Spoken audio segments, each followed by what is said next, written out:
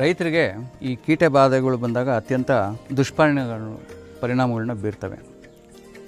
ಕಾಂಡ ಕೊರಕ, ಕಾಯಿ ಕೊರಕ, ಹಣ್ಣು ಕೊರಕ, ಈ ರೀತಿ ನಾನಾ ಕೊರಕುಗಳು, ಈ ಗೇಣುಹುಳುಗಳು ಅಂತೆಲ್ಲ ಏನು ಹೇಳ್ತೀವಿ, ಇವೆಲ್ಲ ಬಂದು ಅತಿ ಹೆಚ್ಚು ಸಮಸ್ಯೆಗಳು ಮಾಡ್ತವೆ.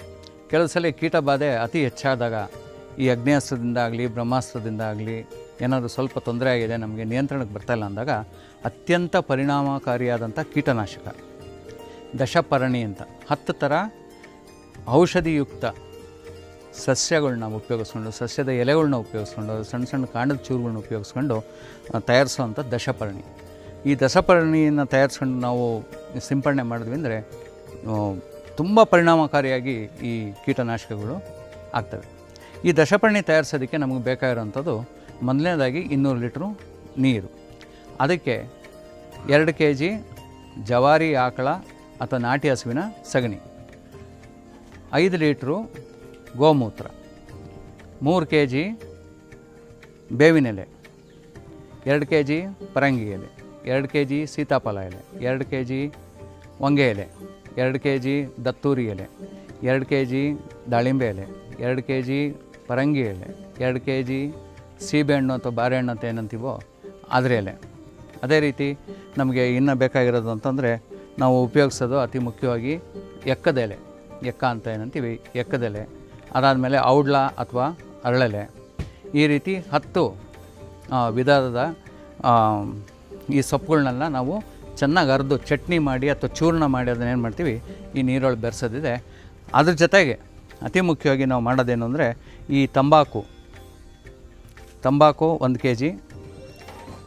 1 kg ತಂಬಾಕು ಪುಡಿನ ನಾವು ಚೆನ್ನಾಗಿ ಪುಡಿ ಮಾಡ್ಕೊಂಡು ಕೂಡ ಏನು ಮಾಡಬೇಕಾಗುತ್ತೆ, ಬೆರೆಸ್ಬೇಕಾಗುತ್ತೆ.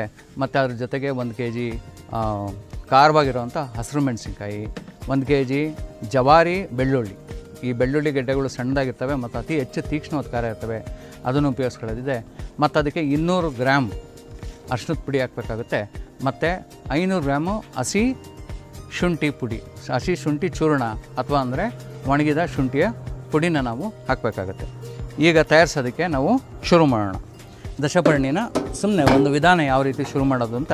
ಅದಕ್ಕೆ 2 kg ಸಗಣಿ, ಇದನ್ನು ನಾವು ಮೊದಲೇ ಹೇಳ್ದಂಗೆ ನೀರಲ್ಲಿ ಕಲಿಸ್ಕೊಂಡು ಏನು ಮಾಡಬೇಕು, ಇದನ್ನು ನಾವು ಈ 200 ಲೀಟ್ರ್ ನೀರೊಳಗೆ ಬೆರೆಸ್ಬಿಡೋದು. ಇದಾದ ನಂತರ ಗೋಮೂತ್ರನ ಕೂಡ ಏನು ಮಾಡ್ತೀರಾ, ಅದರೊಳಗೆ ಬೆರೆಸ್ತೀರ. ಇದಾದ ನಂತರ ನಮಗೆ ಅತಿ ಮುಖ್ಯವಾಗಿ ಎಲ್ಲರಿಗೂ ಬೇಕಾಗಿರೋಂಥ ನಾವೇನು ಮಾಡ್ತಾಯಿದ್ದೀವಿ, ತಂಬಾಕಿನ ಪುಡಿ ಏನಿದೆ, ಈ ತಂಬಾಕಿನ ಪುಡಿ 1 kg ತಂಬಾಕಿನ ಪುಡಿ ಏನು ಮಾಡ್ತಾಯಿದ್ದೀವಿ, ಇದಕ್ಕೆ ಸಂಪೂರ್ಣವಾಗಿ ಬೆರೆಸ್ಬೇಕಾಗಿದೆ. ಅದ ನಂತರ ಅರಿಶಿಣದ ಪುಡಿ ಏನು 200 ಗ್ರಾಮ್ ಹೇಳಿದ್ದೀವಿ ಅದು, ಮತ್ತು 1 kg ಮೆಣಸಿನ್ಕಾಯ್ದು, ಇದೆಲ್ಲ ನೋಡ್ಸೋಕ್ಕೆ ವಿಧಾನಕ್ಕೆ ತೋರ್ಸೋಕ್ಕೆ ಅಂತ ಮಾಡ್ತೇವೆ. ಆದರೆ ನಾವು ಮಾಡಬೇಕಾಗಿರೋದನ್ನು 1 kg ಮೆಣಸಿನ್ಕಾಯಿನ ಚೂರ್ಣ ಏನು ಮಾಡ್ಕೊಂಡಿದ್ದೀವಿ, ನಾಟಿ ಮೆಣಸಿನ್ಕಾಯ್ದು, ಮತ್ತು ಈ ಹಸಿ ಶುಂಠಿಯ ಚೂರ್ಣ ಮಾಡ್ಕೊಂಡು ಅದನ್ನು ಅರ್ಧ kg ಹಾಕೊಳ್ಳೋದಿದೆ. ಮತ್ತು 1 kg ಜವಾರಿ ಬೆಳ್ಳುಳ್ಳಿನ ಚೆನ್ನಾಗಿ ಚೂರ್ಣ ಮಾಡ್ಕೊಬೇಕು. ಇದನ್ನು ನಿಮಗೆ ತೋರ್ಸೋಕ್ಕೆ ಇದಿರಲಿ ಅಂತಂದು ಇದು ತೋರಿಸಿದ್ದೀವಿ. ಇದನ್ನು ಚೆನ್ನಾಗಿ ಚೂರ್ಣ, ಎಲ್ಲ ಇವಾಗ ಏನು ತೋರಿಸೋದೆಲ್ಲ ಚೆನ್ನಾಗಿ ಚೂರ್ಣ ಮಾಡ್ಕೊಂಡು ಅಥವಾ ಚೆನ್ನಾಗಿ ರುಬ್ಬಿ ಅದನ್ನು ನಾವು ಉಪಯೋಗಿಸ್ಬೇಕಾಗತ್ತೆ. ಈ ರೀತಿ ಬೆಳ್ಳುಳ್ಳಿನ ಉಪಯೋಗಿಸ್ಕೊಂಡು ತದನಂತರ ಅತಿ ಮುಖ್ಯವಾಗಿ ನಮಗೆ ಬೇಕಾಗಿರೋದು ಅಂದರೆ ಬೇವಿನ ಸೊಪ್ಪು ಅಥವಾ ತಪ್ಪಲಿಂದ ಏನು ಮಾಡ್ತೀರಾ, ಅದನ್ನು 3 kg ಅಷ್ಟು ತಪ್ಪಲು ತೊಗೊಂಡು ಚೆನ್ನಾಗಿ ಅರ್ದಿದ್ದೀರ, ಚಟ್ನಿ ಮಾಡಿದ್ದೀರ, ಅದನ್ನೇನು ಮಾಡ್ತೀರಾ, ಚೆನ್ನಾಗಿ ಇದನ್ನು ಇದರೊಳಗೆ ಬೆರೆಸ್ಬಿಡ್ತೀರ. ಅದಾದ ನಂತರ ಔಡ್ಲ ಪರಂಗಿದು ಬೆರೆಸ್ತಾ ಇದ್ದೀವಿ. ಅದಾದ ನಂತರ ಅದೇ ರೀತಿ ನಾವು ಎಕ್ಕದ್ದು, ಈ ಹೊಂಗೆ ಎಲೆ ಚೂರ್ಣ, ಎಕ್ಕದ ಚೂರ್ಣ, ಈ ರೀತಿ ಪ್ರತಿಯೊಂದು ಚೂರ್ಣಗಳು, ಈ 10 ಎಲೆಗಳ ಚೂರ್ಣ ಏನಿದೆ, ನಾವು ಎಲ್ಲದನ್ನು ನಾವು ಒಂದೊಂದಾಗಿ 2 kgದು ಏನು ಪ್ರಮಾಣ ಹೇಳಿದ್ದೀವಿ ಅವನ್ನು ಚೆನ್ನಾಗಿ ಎಲ್ಲದನ್ನು ಚೂರ್ಣ ಮಾಡ್ಕೊಂಡು ನಾವು ಈ 10 ವಿಧದವನ್ನು ನಾವು ಚೆನ್ನಾಗಿ ಬೆರೆಸ್ಬಿಟ್ಟು ಏನು ಮಾಡ್ತೀನಿ ಅಂದರೆ ಇದನ್ನು ಇವಾಗ ಕೋಲ್ ತೊಗೊಂಡು ಚೆನ್ನಾಗಿ ಸುತ್ತಬೇಕು. ಏನು ಮಾಡ್ತೀವಿ, ಇವಾಗ ಕೋಲ್ ತೊಗೊಂಡು ಇದನ್ನು ಚೆನ್ನಾಗಿ ಸುತ್ತಬೇಕು. ಮತ್ತು ಎಳಗೆ ಎಲ್ಲ ನೀವು ದೇವಸ್ಥಾನಕ್ಕೆ ಹೇಗೆ ಪ್ರದಕ್ಷಿಣೆ ಮಾಡ್ತಿರೋ ಎಡಗಡೆಯಿಂದ ಬಲಗಡೆಗೆ ಇದನ್ನು ಚೆನ್ನಾಗಿ ಸುತ್ತೋದು ಎಲ್ಲ ಚೆನ್ನಾಗಿ ಬೆರೆಸ್ಬಿಡ್ಬೇಕು. ಬೆರೆಸಿದ ನಂತರ ಏನು ಮಾಡ್ತೀರಾ ಅಂದರೆ ಇದನ್ನು ಮೊದಲೇ ಹೇಳಿರೋ ರೀತಿ ನೆರಳಲ್ಲೇ ಡ್ರಮ್ನ ಇಟ್ಕೊಂಡು ಇದನ್ನು ತಯಾರಿಸ್ಕೊಬೇಕು. ಇದಕ್ಕೆ ಗೋಣಿ ಚಿಲ್ಲನ್ನು ಮುಚ್ಚಿಬಿಡ್ತೀರ. ಮತ್ತು ಇದಕ್ಕೆ ಮಳೆ ನೀರು ಬೀಳ್ದಿರಂಗೆ ನೋಡ್ಕೊಬೇಕು, ಮತ್ತು ಬಿಸಿಲಿನ ಶಾಖ ಬೀಳ್ದಿರಂಗೆ ನೋಡ್ಕೊಬೇಕು. ಸ್ನೇಹಿತರೆ, ಇದು ನಿಮಗೆ ಅತ್ಯಂತ ತುರಂತವಾಗಿ ತಯಾರಾಗುವಂಥ ಒಂದು ಕಷಾಯ ಅಲ್ಲ. ಇದನ್ನು ತಯಾರಿಸಬೇಕು ಅಂದಾಗ ಇದು ಯಾಕೆಂದರೆ ಇದಕ್ಕೆ ಯಾವುದೇ ಉಷ್ಣತೆಯನ್ನು ಕೊಟ್ಟು ನಾವು ತಯಾರಿಸೋದಿಲ್ಲ. ಇದನ್ನು ನೆರಳಲ್ಲೇ 40 ದಿವಸ ಇಡಬೇಕಾಗುತ್ತೆ. ಇದು ತಯಾರಾಗಬೇಕು ಸಂಪೂರ್ಣ. ಆ ಔಷಧಿ ಗುಣಗಳೆಲ್ಲ ಈ ತಪ್ಪಲಲ್ಲಿರೋವಂಥ ಎಲೆಗಳಲ್ಲಿರೋಂಥ ಔಷಧಿ ಗುಣಗಳು, ತಂಬಾಕಿನಲ್ಲಿರೋವು, ಶುಂಠಿಲಿರೋವು, ಇದರೊಳಗಿರೋವೆಲ್ಲನೂ ಸಂಪೂರ್ಣವಾಗಿ ನೀರಲ್ಲಿ ಬಿಟ್ಟು ಹೋಗಬೇಕು, ನೀರೊಳಗೆ ಸೇರಿಬಿಡ್ಬೇಕು ಅಂತಂದಾಗ ಏನಾಗುತ್ತೆ, ಇದನ್ನು ನಾವು 40 ದಿವಸ ಇದನ್ನು ಅದೇ ರೀತಿ ಇಡಬೇಕಾಗುತ್ತೆ. ಪ್ರತಿ ದಿವಸ ಬೆಳಗ್ಗೆ ಸಂಜೆ 2 ಬಾರಿ ಇದನ್ನು ತಿರುಗೋದಿದೆ. ಇದನ್ನೊಂದು ಕೆಲಸ ಅಂತ ದಯವಿಟ್ಟು ಅನ್ಕೊಂಬೇಡ್ರಿ. ಯಾಕೆಂದರೆ ಅತಿ ಪರಿಣಾಮಕಾರಿಯಾದಂಥ ಔಷಧಿ ಅಥವಾ ಕಷಾಯ ಇದು. ಬಲೆ ತುಂಬ ಒಳ್ಳೆಯ ಕೀಟನಾಶಕ ಇದೆ. ಇದನ್ನು ಈ ರೀತಿ ಪ್ರತಿದಿನ 2 ಸಲಿಗೆ ನಾವು ತಿರುಗ್ತಾ ಇರಬೇಕು.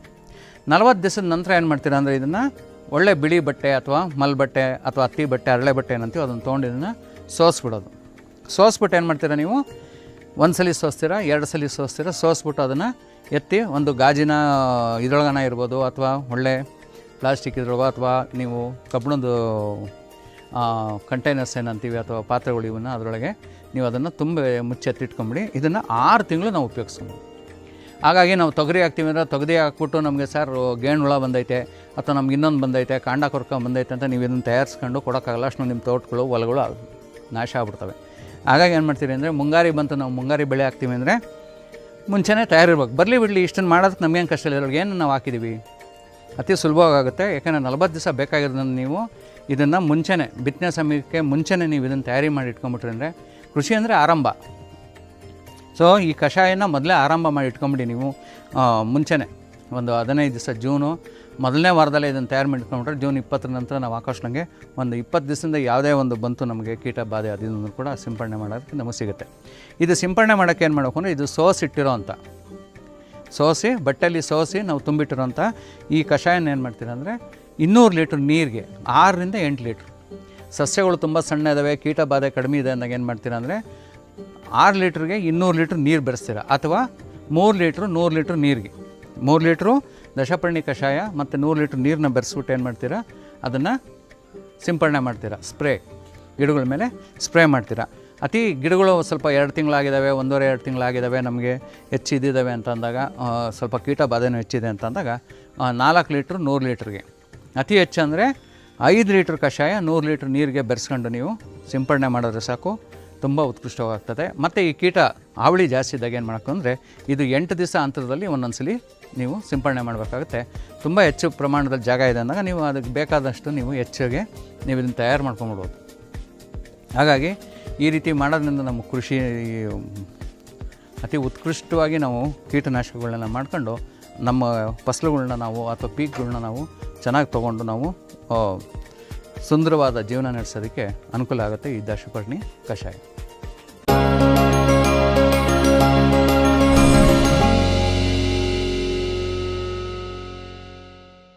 ಕ್ಷಣ ಕ್ಷಣದ ಸುದ್ದಿ ಹಾಗೂ ವಿಶೇಷ ಕಾರ್ಯಕ್ರಮಗಳ ಅಪ್ಡೇಟ್ಗಾಗಿ ನಮ್ಮ ಯೂಟ್ಯೂಬ್ ಚಾನೆಲ್ಗೆ ಸಬ್ಸ್ಕ್ರೈಬ್ ಆಗಿ ಹಾಗೂ ನೋಟಿಫಿಕೇಶನ್ಗಾಗಿ ಬೆಲ್ ಐಕಾನ್ ಮೇಲೆ ಕ್ಲಿಕ್ ಮಾಡಿ.